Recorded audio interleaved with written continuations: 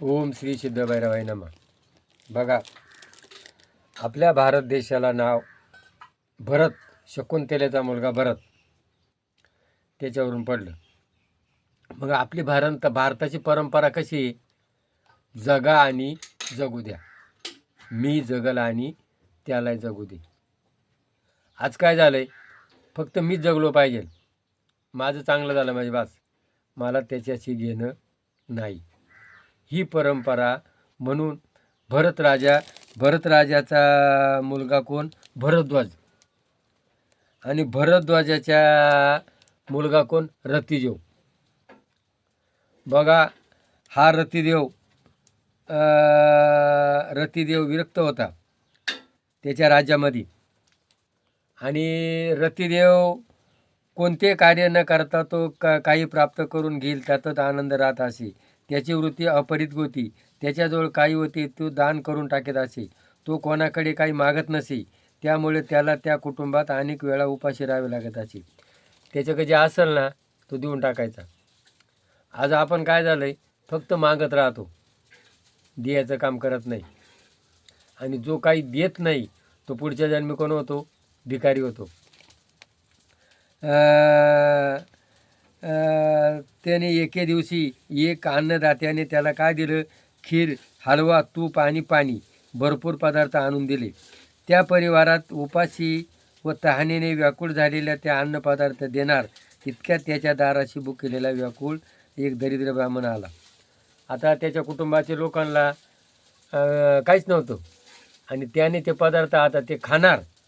तेवढ्यात आपल्या अन्नपदार्थात काही अन्नपदार्थ त्या दरिद्र ब्राह्मणाला दिले. तेवढ्यात एक ब्राह्मण आला आणि त्या ब्राह्मणाला त्यांना दिलं.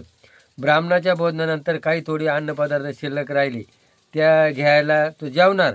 तेवढ्या त्या दाराशी एक शूद्र माणूस आला आणि तो भुकेने व्याकुळ झाला.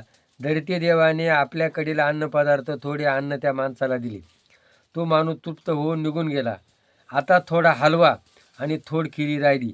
तो आपल्या पत्नीला त्या मुलाला द्यायला सांगणार. तेवढ्या त्याच्या दाराशी 3 कुत्रे येऊन उभे राहिले. 3 कुत्रे उभे राहिले. तो मनुष्य आला. त्याने ते कुत्र्यांना आशाळभूत हातातील अन्नाकडे पाहत त्याच्या तोंडाकडे पाहत राहिले. बघा, आपल्या भारतीय संस्कृतीमध्ये पहिला घास कोणाला सांगतो? गाईला. दुसरा कोणाला? कुत्र्याला आणि कावळ्याला आणि अतिथी. आज तो विषय काय राहिलाच नाही. कारण आज आहे ना, दारं लावून जेवण करतात. तर अशा रीतीने अन्नदेव मनुष्य त्या कुत्र्याला खीर दिली. रतिदेवची नजर पाण्याच्या भरलेल्या कलशाकडे गेली. आता बा आपण वावटून तर दिलंय, पण मग आपण पाणी प्यावा. तर त्याच्या दाराशी एक रक्तपिती माणूस येऊन उभा राहिला. कारण त्या रक्तपिती माणसाचे लोक किळीच करतात, त्याला कोणी काय देणार नाही. आणि मग याने काय केलं? त्याला पाणी दिलं. त्याने ते सगळं पाणी पिलं. त्याचा आत्मा शांत झाला. रतिदेव त्या चांडाळाच्या मुखाकडे एकट्याने पाहत राहिला. आणि पाणी पिल्यानंतर तो शांत झाला आणि तो आशीर्वाद देऊ लागला. तुला आशीर्वाद.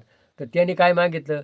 मला काहीच नको, फक्त लोकांचं दुःख कसं दूर करता येईल, काय मला लोकांचं दुःख कसं दूर करता येईल एवढाच आशीर्वाद दे. बघा, आज लोक काय करतात? लोकांना दुःख देण्याचा प्रयत्न करतात आणि देवाचं सुख मागतात. अहो, देवाची सुख मागायचे, दुसऱ्याला दुःख द्यायचे, देवाचं सुख मागायचे. आणि तो काय म्हण? मला दुसऱ्याचं दुःख निवारण करता कसं येईल एवढंच मला आशीर्वाद दे. विक्रम राजाला शनी आला होता. त्याने काय सांगितलं? का मला जे दुःख दिलं असं कोणाला देऊ नको. काय साक्षात ब्रह्म, विष्णू आणि महेश उभे राहिले त्याच्या पुढं. त्या अलौकिक रूपाकडे पाहत राहिला. त्या सर्वतांत लय व परब्रह्मात लीन झाला आणि तो परब्रह्मात लीन झाला. म्हणून आपली भारतीय संस्कृती, भरत ज्याच्यावरून नाव पडलं, त्या भरत राजाचे जे वंशामध्ये काय होतं? जगा आणि जगू द्या. मी खाईल आणि त्याला देईल.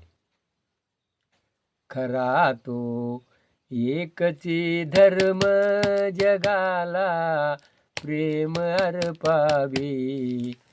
जगी जे दीन पद दलित, जगी जे दीन अतिपतित, तयाला जाऊन सुख व्हावे जगाला प्रेम अर्पावी.